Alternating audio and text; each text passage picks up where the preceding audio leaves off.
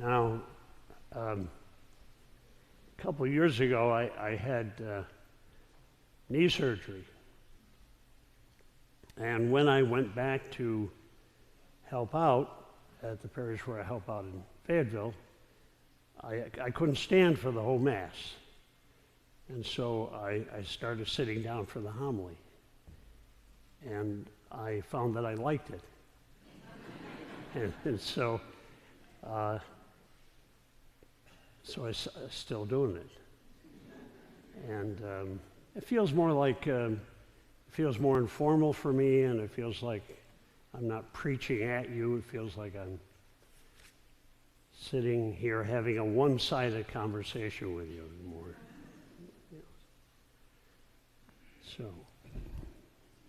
So let's see if you're on the ball here. So a rabbi and a priest and a minister walked into a bar. And the bartender said, "What is this, a joke?" Didn't get it, huh? Okay, let me try this one. So a mother brought her young son to church. In the middle of the service, a young boy said to his mom, "Mommy, I gotta go pee."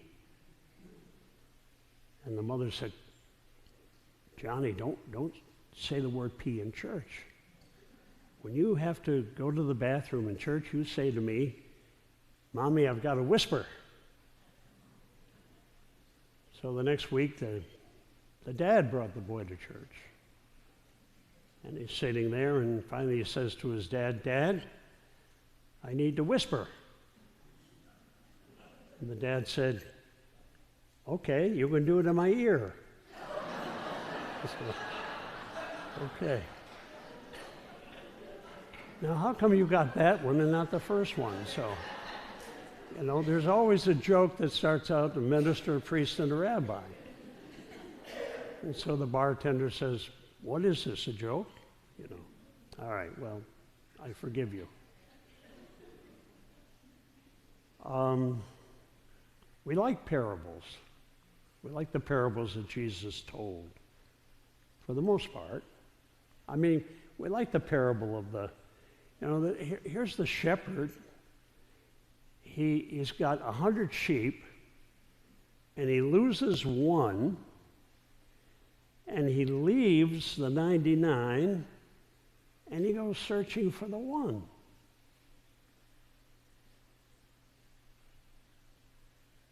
That's how God's grace works. We like that one.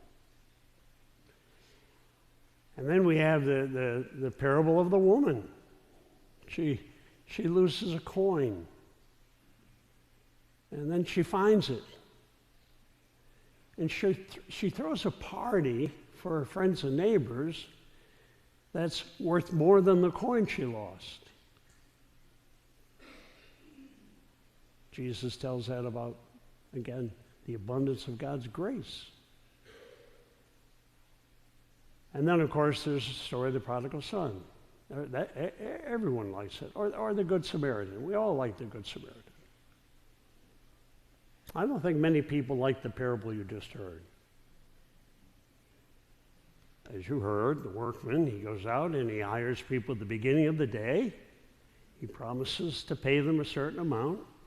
And then he goes out several times during the day and hires more, hires some at the very last hour of the workday.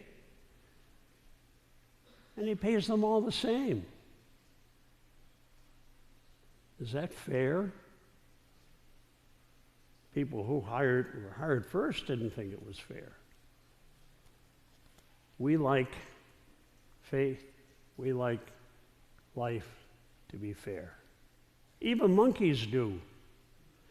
I watched a YouTube video this week of monkeys in 2 separate cages. This was a little experiment.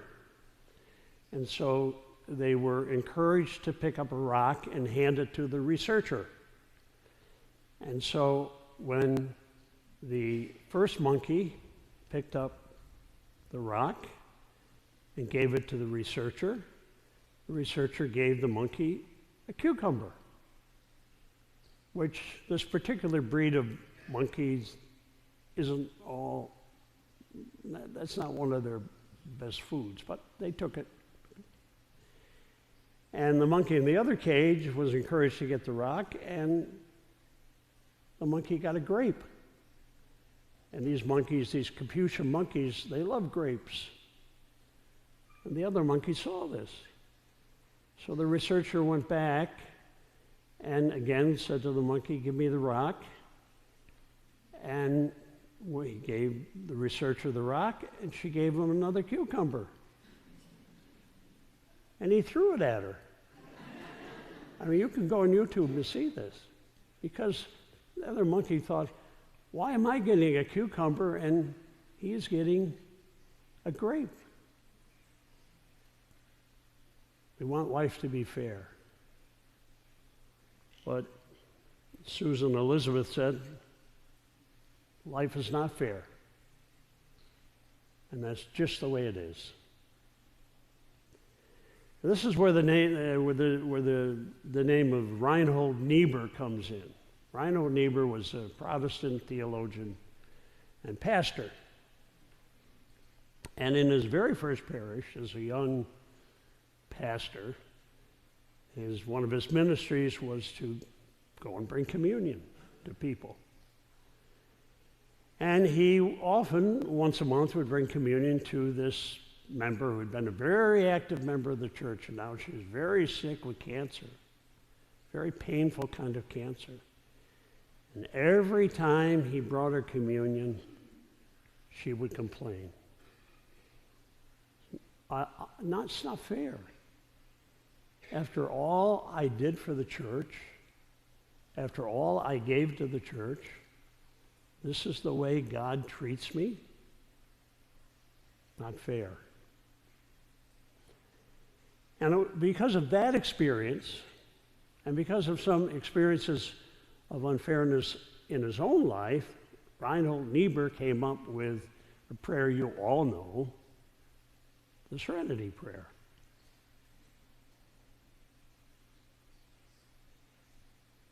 God, grant me the serenity to accept the things I cannot change,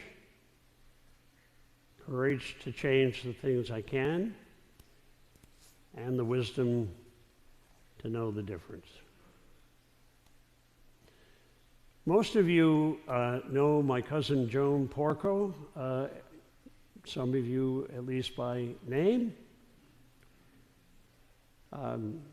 She's not had the best of lives, and she has been in a hospital in Boston now for 17 weeks.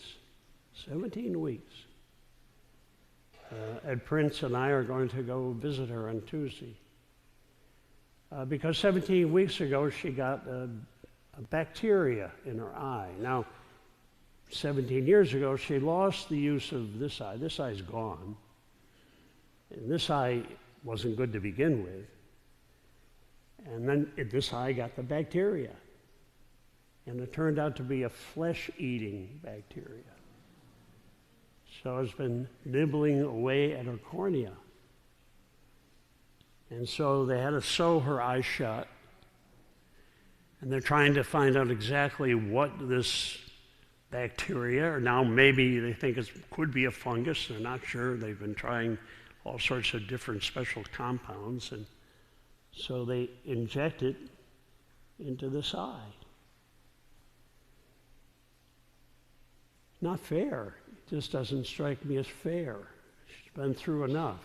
You know, why this at the end of her life? So she is struggling with this. She is, the prayer says, if you can change something, change it. Have the courage to change it. And she's fighting to change this. You know, she's been her own very strong advocate. She really hard on the doctors. But she's beginning to realize that there's a very good chance she may come out of this hospital in Massachusetts blind. And she's working to accept that possibility. The interesting thing about my cousin Joan was she called me up about a year ago and asked me if I wanted to go to the Holy Land with her, and I really didn't. And then she asked my cousin Susan, and my cousin Susan didn't want to. But we didn't know that, because she didn't tell us, that this was like her number one bucket trip list, on her bucket list, number one trip. And so when she came back and I talked to her on the phone about it, she said, "Oh, you don't know how much I wanted to." "Oh, no, I didn't know. I really didn't know."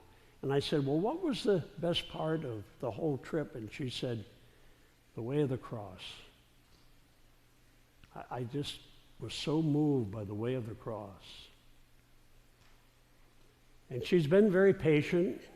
A friend of mine who lives in Boston went to see her, who had never met Joan, and called me up and said, "She's so patient and she's so forgiving, and she just..." And she has the courage to fight this thing, but I think she also has the courage to accept what may be ahead. Because I guess she believes that life isn't fair, and that's just the way it is. So if you've dealt with something that you feel was unfair and you're still holding on to it, or if you're dealing with something now and you feel it's not fair, you should be dealing with this, we have the serenity prayer. The courage to change the things we can, the ability to accept what we can't change, and the wisdom to know the difference. No wonder millions of people pray that prayer every day. But there's a longer version of it. That's just the short version. When Niebuhr wrote it, he wrote a much longer version for his congregation. And many of you may know it, but I'll bet some of you don't. So I'm going to ask you, as I end my time with you, to pray it with me. So I'll pray a part, and you say it after me. God, grant me the serenity to accept the things I cannot change.